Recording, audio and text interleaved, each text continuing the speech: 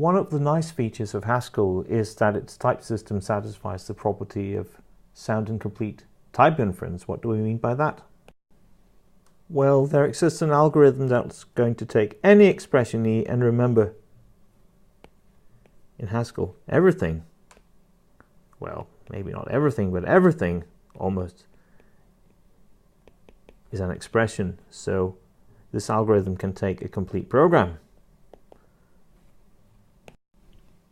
and attempt to compute the type of E. Moreover, this algorithm is sound and complete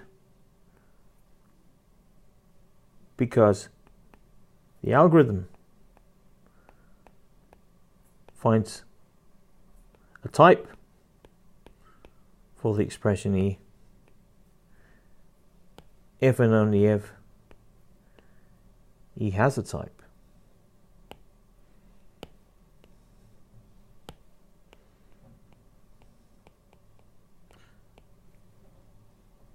Moreover,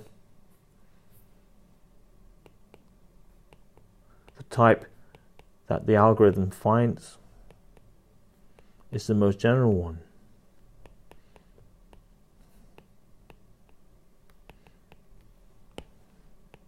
So it's the most general type of E.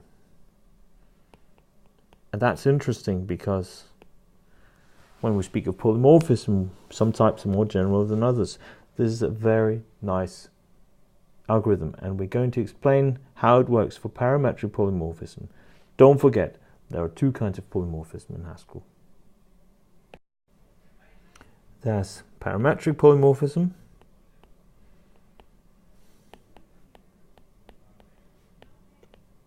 and that's the kind of polymorphism that is captured by the Hindley-Milner type system. And there's also ad hoc polymorphism. And ad hoc polymorphism is captured by the notion of type classes. In what I'm going to do now, I'm going to consider parametric polymorphism.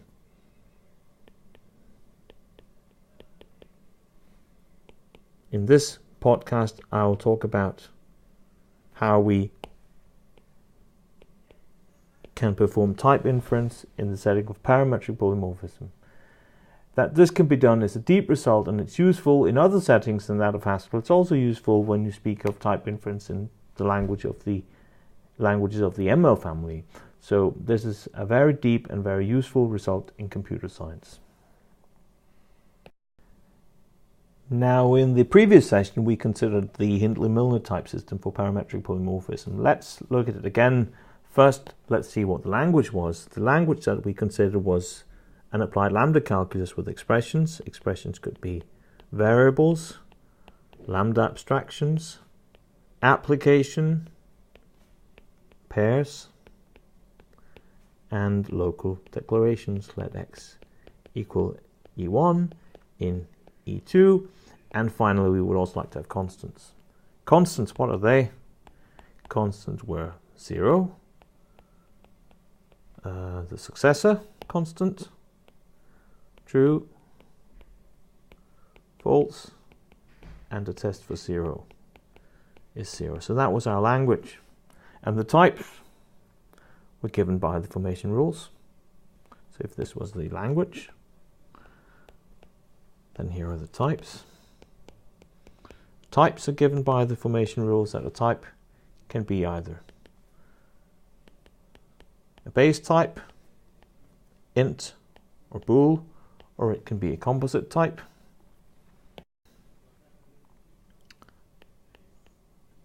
T1 to T2, those are function types. It can be a product type, or it can be a type variable. So A ranges over a family of type variables. And the reason why we want type variables in our polymorphic type system is that we have type schemes. And a type scheme can either be a type or a quantified type scheme, saying for all A, T. So this was a type scheme. And in the Miller type system, we can conclude that that expressions have a general type, and a general type, that's a type scheme for all A, G. Now for the Hindley-Milner type system, there's an algorithm W that takes a type environment E and an expression small e, and then gives us a type T. And that's the case if and only if in the type system, in type environment E, the expression E has type T. Moreover, T is the most general type,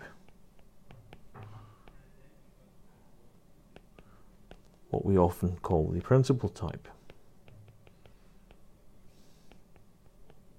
In fact, it's not necessarily a type, it can be a type scheme. The W algorithm, and what does W stand for? W stands for well typed, is recursive. And it tries to build a derivation tree by applying the type rules in bottom-up fashion. Each case in the body of the algorithm corresponds to a type rule. Now, in the W algorithm, we use type variables.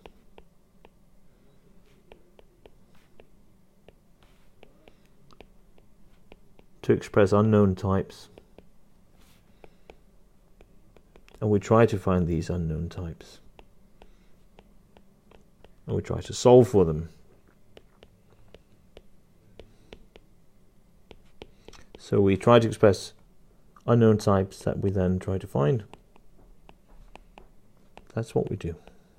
Now, here's an example of a term that we could write in a language. Let f be lambda x, lambda g, g of x in f of naught applied to is 0. Well, in this expression, f has a type A1, x has a type A2, g has a type A3, and the entire expression has a type A4, and the W algorithm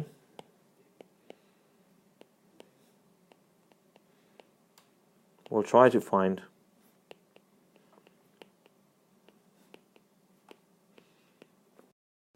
A1 and A2 and A3 and A4.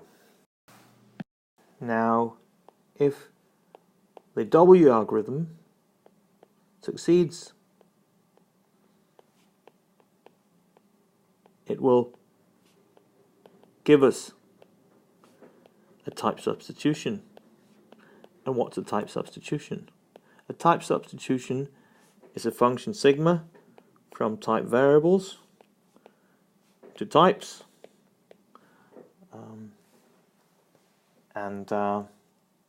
the type substitution tells us what the type variables stand for.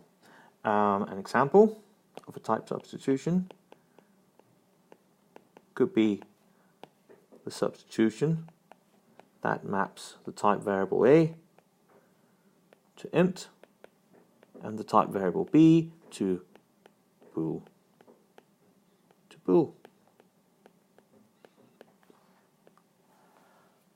And if we have a type T, then sigma of T is the type that we obtain by applying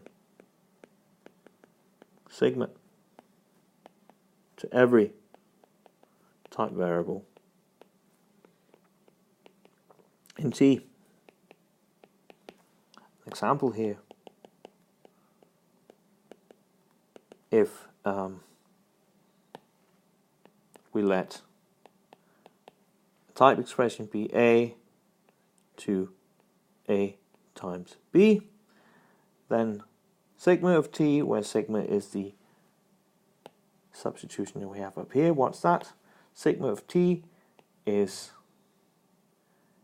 int to int times bool to bool, because we simply replace every type variable here by its definition in the substitution. So A is replaced by int, that's int here, and B is replaced by bool to bool. There is a particularly boring substitution called id,